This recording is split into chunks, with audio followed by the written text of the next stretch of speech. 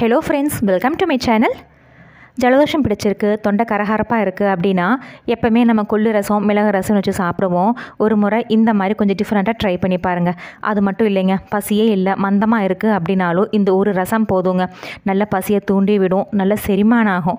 இது கூட சுட்ட அப்பளம், வடகம் இருந்தால் போதும். காம்பினேஷன் அட்டகாசமாக இருக்கும். வாங்க எப்படி பண்ணுறதுன்னு பார்க்கலாம். ஒரு மிக்சர் ஜார் எடுத்துக்கலாங்க. அதில் ஒரு ஸ்பூன் அளவுக்கு சீரகம், ஒரு ஸ்பூன் அளவுக்கு மிளகு, கூடவே 4 பல்லு பூண்டு சேர்த்துக்கலாம். அடுத்ததான் இது கூட சின்ன சைஸ் தக்காளி 2 தக்காளி எடுத்துருக்கேன். நல்ல பெரிய தக்காளியாக இருந்தால் 1 சேர்த்துக்கோங்க. இந்த மாதிரி சின்ன சைஸ் தக்காளியாக இருந்தால் 2 சேர்த்துக்கலாம். இதை 4ஆக கட் பண்ணி இந்த மிக்சர் ஜாரில் சேர்த்துக்கலாங்க. கொஞ்சம் புளிப்பான தக்காளியாக சேர்த்துக்கோங்க, நல்ல சுவையாக இருக்கும். அடுத்ததான் இது கூட நல்லா க்ளீன் பண்ணி வச்ச புதினா இலை ஒரு கைப்பிடி அளவுக்கு சேர்த்துக்கலாம். நல்லா ஃப்ரெஷ்ஷான புதினா இலையை ஒரு கைப்பிடி அளவுக்கு சேர்த்துக்கலாங்க. இது கூடவே காரத்துக்காக ஒரே ஒரு பச்சை மிளகாய் 2 கீழே சேர்த்துக்கலாம். நம்ம மிளகு சேர்த்துருக்குறோம், அது கூட இந்த பச்சை மிளகாய் ஒன்று சேர்த்துக்கலாம். கடைசியாக இது கூட ஒரு 10லேருந்து 15 கருவேப்பிலை சேர்த்துக்கலாங்க. நீங்கள் விருப்பப்பட்டால் கொஞ்சம் கொத்தமல்லியிலையும் சேர்த்துக்கலாம். இதெல்லாம் சேர்த்துட்டு தேவைப்பட்டால் மட்டும் தண்ணி விட்டு கொரகொரன்னு அரைச்சி எடுக்கணுங்க. ரொம்ப மையாக அரைச்சிடாமல் கொரகொரப்பாக அரைச்சி எடுக்கணும். பாருங்கள், நான் காமிச்சிருக்காமல் இந்த மாதிரி அரைச்சி எடுத்துக்கோங்க. அடுத்ததான் ஸ்டவ்வில் ஒரு பேன் வச்சுக்கலாங்க. பேன் நல்லா சூடானதுக்கப்புறமா அதில் 1 ஸ்பூன் அளவுக்கு எண்ணெய் சேர்த்துக்கலாம். எண்ணெய் நல்லா சூடானதுக்கப்புறமா அதில் 1/4 ஸ்பூன் அளவுக்கு கடுகு சேர்த்துக்கலாங்க. கடுகு நல்லா பொரிஞ்சதுக்கப்புறமா ஒரே ஒரு வரமிளகாய் 2 கிள்ளி சேர்த்துட்டு இது கூட ஒரு இனுக்கு கருவேப்பிலையும் 2லேருந்து 3 பிஞ்ச் அளவுக்கு பெருங்காயத்தூளும் சேர்த்துக்கலாங்க.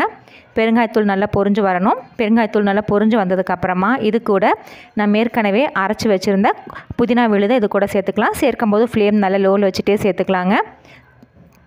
ஆரம்பத்தில் தண்ணி எதுவும் சேர்க்க வேண்டாம். நம்ம அரைச்சி வச்சு அந்த புதினா விழுதை மட்டும் சேர்த்தனோம்னா போதும். சேர்த்துட்டு லோ ஃப்ளேமில் வச்சு நல்லா கலந்து எடுத்துக்கலாங்க. ஒரு 5 நிமிஷம் நல்லா கொதித்து வரட்டும். அந்த புதினாவோட பச்சை வாசனை லைட்டாக மாறி வரட்டும். ரொம்ப அதிக நேரம் வேண்டாம், ஒரு 5 நிமிஷம் கொதிக்க வச்சா போதும்.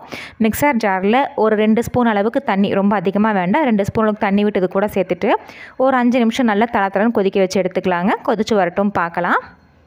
இப்போ ஒரு 5 நிமிஷம் கழித்து பாருங்கள், இந்த மாதிரி நல்லா தளத்தளன்னு கொதிச்சு வந்துருச்சு. அதே மாதிரி முன்னாடி விட கொஞ்சம் திக்காக இருக்குது. ஒரு டைம் நல்லா கலந்து விட்டுட்டு இது கூட ஒரு 200 ml அளவுக்கு தண்ணி சேர்த்துக்கலாங்க. 1 டம்ளர் அளவுக்கு தண்ணி சேர்த்துட்டு இது கூடவே ஒரு மீடியம் சைஸ் எலுமிச்சம்பழம் அளவுக்கு புளி எடுத்துகிட்டு கரைச்சி வச்சுருக்கீங்க, அது இது கூட சேர்த்துக்கலாம். நீங்கள் ரசம் எந்த அளவுக்கு புளிப்பாக வைப்பீங்களோ அதுக்கு தகுந்த அளவுக்கு புளி தண்ணி சேர்த்துக்கோங்க. இது முடிக்கும் நம்ம இந்த புதினா ரசத்துக்கு உப்பு எதுவும் சேர்க்கலை. இப்போ இதுக்கு தேவையான அளவு உப்பு சேர்த்துட்டு உப்பு காரம் செக் பண்ணிக்கலாங்க. உப்பு புளிப்பு காரம் எல்லாம் செக் பண்ணிவிட்டு புளிப்பு பத்தலைன்னு நீங்கள் புளி தண்ணி சேர்த்துக்கலாம். நான் இந்த டைம் எனக்கு கொஞ்சம் காரம் மட்டும் பத்தலை, அதனால் பார்த்திங்கன்னா 2 பிஞ்ச் அளவுக்கு பெப்பர் பவுடரை மட்டும் சேர்த்துக்கிறேன். சேர்த்துட்டு இதை அப்படியே மேலே நுரைச்சி வரணுங்க. நான் ரசம் எப்பவுமே தளத்தளன்னு கொதிக்க வைக்க மாட்டேன். இந்த மாதிரி நுரைச்சி வரும்போது இறக்கிடுவேன். நீங்கள் நல்லா கொதிக்க வச்சாலும் சரி, இந்த மாதிரி நுரைச்சி வரப்போ இறக்கினாலும் சரி. கடைசியாக இதுக்கு மேலே ஒரு 10 புதினா இலையும் ஒரு கைப்பிடி அளவுக்கு பொடி நறுக்கின மல்லி இலையும் தூவி இறக்கினீங்கன்னா சூப்பரான சுவையான புதினா ரசம் ரெடிங்க. எப்பவுமே ஜலதோஷம் பிடிச்சிருச்சு, தொண்டை கரகரப்பாக இருக்குது அப்படின்னு உடனே மிளகு ரசம், கொள்ளு ரசம் வைக்காமல் ஒரு டைம் இந்த மாதிரி கொஞ்சம் டிஃப்ரெண்ட்டாக புதினா ரசம் ட்ரை பண்ணி பாருங்கள். பசியின்மையும் சரியாகும், அதே சமயம் தொண்டைக்கும் இதமாக இருக்கும். நீங்கள் இது சூப்பு மாதிரியும் குடிக்கலாம். சுட சுட சாதத்தோட சுட்ட அப்பளம் வறுவல் வச்சு சாப்பிட்டீங்கனாலும் அட்டகாசமாக இருக்கும். ஃப்ரெண்ட்ஸ், நீங்களும் இந்த சுவையான புதினா ரசம் ரெசிபியை ட்ரை பண்ணி பாருங்கள். ட்ரை பண்ணி பார்த்துட்டு கமெண்ட்ஸில் சொல்லுங்கள். உங்களுக்கு இந்த வீடியோ பிடிச்சதா மறக்காமல் நம்ம சேனலுக்கு சப்ஸ்கிரைப் பண்ணுங்கள், லைக் பண்ணுங்கள், ஷேர் பண்ணுங்கள்.